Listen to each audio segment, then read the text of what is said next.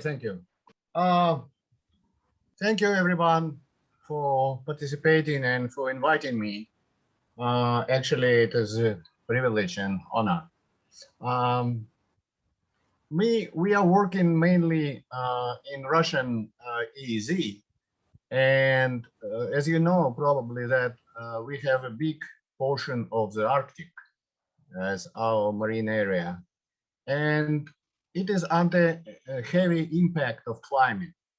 And my topic is only marine issues, but of course there are some other problems regarding melting of thermofrost and so on.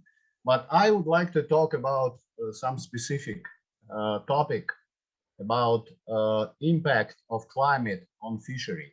You know that Russia is in a fourth place in the world according FAO data, fishery statistics. And we would like to protect our resources and to care for them for future generations because there are not only problems with overfishing or IUU or discard or some other problems with aquaculture, but also about some problems regarding impact of climate on resources.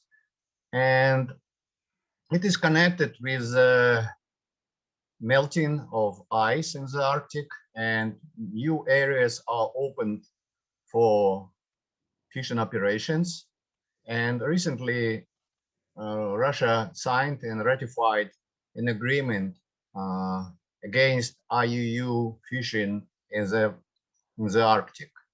And it is part of which government said made, but also there are some efforts which NGO like WWF, World Wildlife Fund, is doing.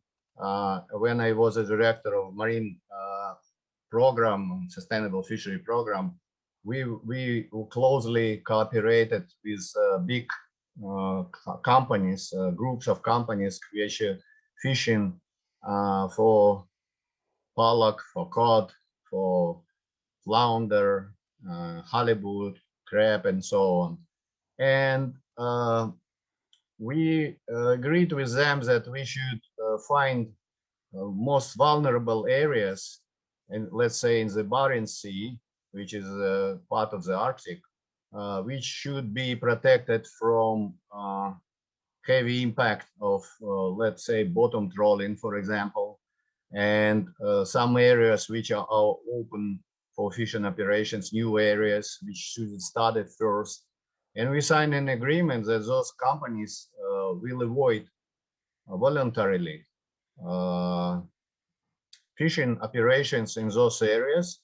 And it is about, as far as I remember, 20,000 nautical square miles.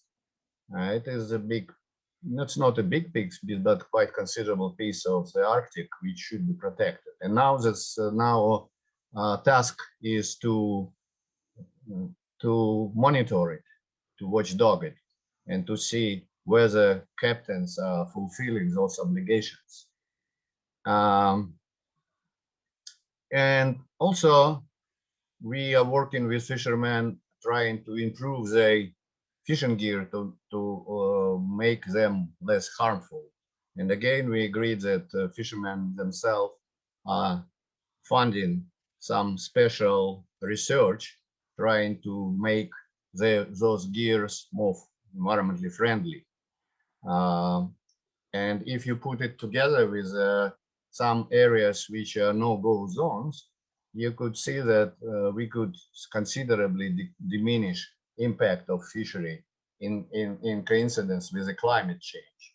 I am not specialist on climate. I am fishery biologist, but we are closely working with our climate program of WWF Russia, and we are trying to find solutions. And also regarding cooperation with fishermen, we are trying to find some win-win solutions with them. I'm not talking about the big issue which you guys mentioned regarding changing of pH acidity of the ocean.